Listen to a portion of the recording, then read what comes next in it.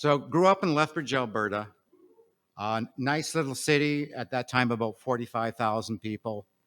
Uh, Came from just a great family, very tight family. We good? Yeah, yeah. But I always wanted them to be something that they weren't. My mom and dad, my dad was a mechanic, my mom was a secretary, and all the people that I hung out with, their fathers were professors at university. Their dad had successful businesses, blah, blah, blah, blah. So I wanted them to be something that they weren't. Yet they were the salt of the earth, absolute salt of the earth. I was driven. I wanted to get out of Lethbridge. I wanted to make myself into something special in the world. So I went to university, first clay to go to university, did well at university. I was going to be a school teacher. Well, got in front of those little kids, 5, 6, and 7, didn't know what to do with them. They're running around, and I'm thinking, I don't know if I can do this. I don't know if I can do this for a living because I don't know how to control them. So I had worked for in the summer, and I'd worked on the border.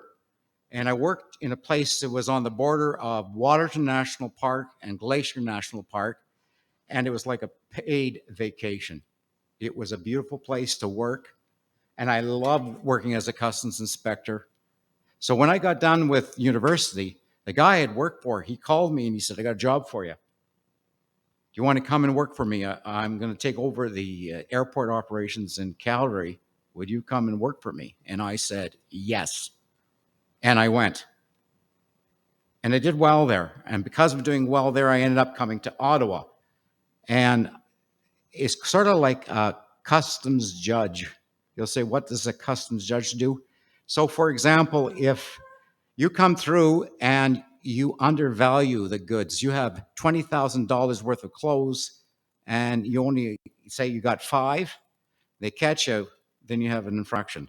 And so sometimes they have a judge that looks at this and decides whether or not the case is valid or not. So I did that for a while, and I really enjoyed that. But what I did, I put everything into my career, everything into my career. And here I am, I'm in my 30s, 35, 36, no one in my life. 37, this beautiful blonde comes my way. She stopped me. She stopped me. Her name was Linda. And when she smiled, the world smiled with her. And I said, I got to get to know this girl. This girl is amazing. To make a long story short, 2 years later, we're married. I'm 40. She's 41. And she tells me she was married for 17 years before, but her husband didn't want to have a child. And the reason that he didn't want to have a child is because she was bipolar. He had a sister that was schizophrenic, and he was concerned if they had a child that they would have serious mental illness. Anyway, that was the reason why they broke up. But she says, with you, we're going to have a child. And I wanted to have a child. So we tried. Right from day one, we tried. I put a lot of effort into that. And you know, I was imaginative.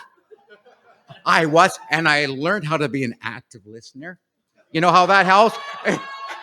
Hey, man, you know what I'm talking about.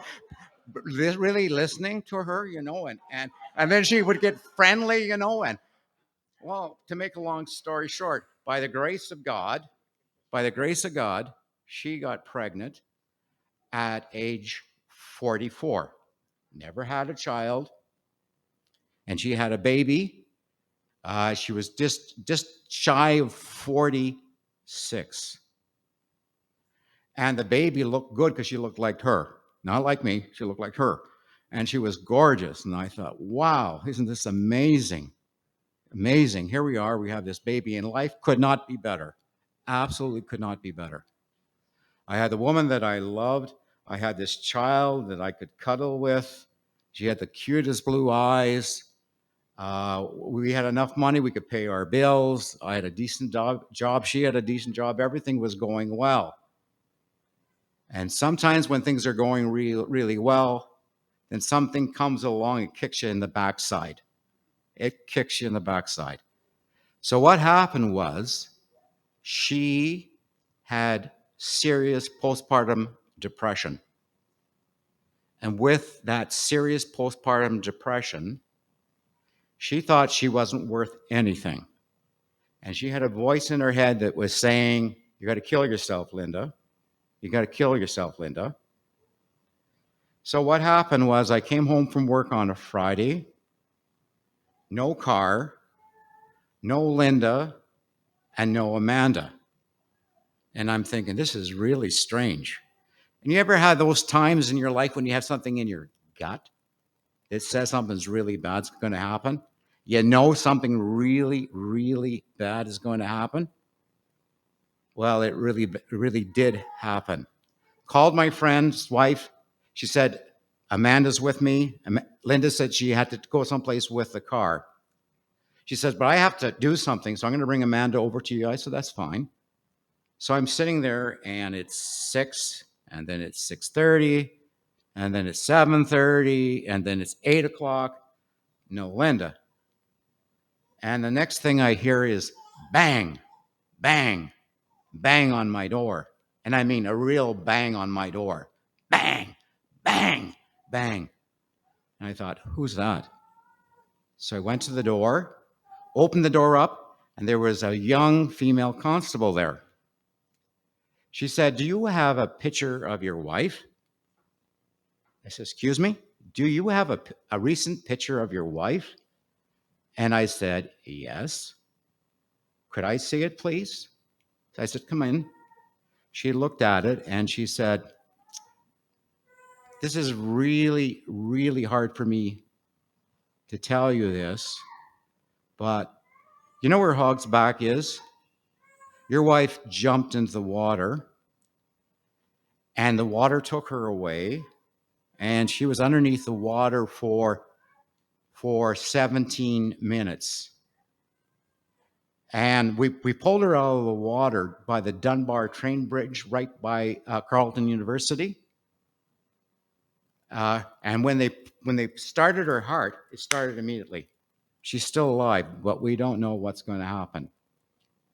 To make a long story short, she suffered a very bad brain injury. She was never able to come back and live with us again. She lived for 17 years more in group homes for people with acquired brain injury. And I found myself alone with a baby. By the grace of God, I made it. By the grace of God, I made it. And I made it because I had friends that were beside me. I believe that the Lord kept helping me out through his mercy. And I prayed, did a lot of praying. I don't talk about this very often because I don't like to talk about it because I'm still not over all the pain that goes with losing someone that you love. It has sometimes I've been stuck in my life, and I've had some failed relationships since because I don't think I've dealt with all the stuff with Linda. So friends of mine said, you know what, Dale, maybe you should come to LifeLab. It's a course. Maybe you should come to LifeLab. And I started. And then I had to say something that I really didn't want to talk about, and that is, give me 2 more minutes, I'll be done, is my porn addiction. I got a porn addiction. I got an anger problem. And I'm more concerned about my image than about truth. I'll say that again. I'm more concerned about how others perceive me than who I am inside. Not a good place to be. And before porn used to be a recreational thing, but when Linda wasn't able to be intimate with me anymore because she couldn't be, my solution was porn. And at first, it was a 5-minute look on the computer. Then it was a half an hour, and then an hour. And I went from stuff that was sort of normal kind of sexuality to things that were way past my moral compass, because that's what addiction does. It gets you on a train that won't stop. It gets you on a train that you can't stop. So, what do you do about it? Is there hope? Is there hope for people who have had a terrible tragedy like me? And my answer is yes, there is.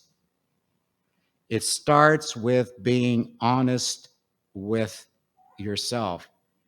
It starts with stop telling the lies to yourself that you tell yourself. Stop the lies and confront whatever solution that you put there to deal with your bad stuff before God. So, like for me, it was, again, the porn and getting the approval of other people and succeeding. I had to exceed at everything. I had to be a high performer at everything. So, come to LifeLab, and they say, you know, there's freedom being vulnerable. They say there's freedom if you can become disciplined and have a regular time with the Lord. And I started to do just that. So this is what I found. Two things are really my friend. Slowing my head down, slowing down my life. And rather than just talking to God and complaining to him, actually stopping and being still and have him speak to me. And he has been speaking to me. And he says that I'm okay just the way I am. He says that I'm able to do anything through him. He says that I don't have to be angry anymore. I don't have to put down others to feel better about myself. I don't have to point out someone else's vulnerabilities, their character defects to feel better. He says that they're just broken like I am. So I'm going to ask you to do something just for a moment.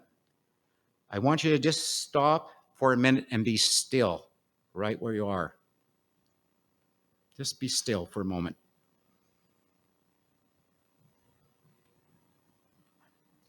He will talk to each one of you. He will. He will. No matter how far you are away from him, or even if you don't believe yet, he will talk to you. And he's going to say a lot of the same things to you that he said to me. You're okay the way you are. You get better in community, not in isolation, like John says. You get better when you talk about your vulnerability rather than try to hide it. Thank you for listening.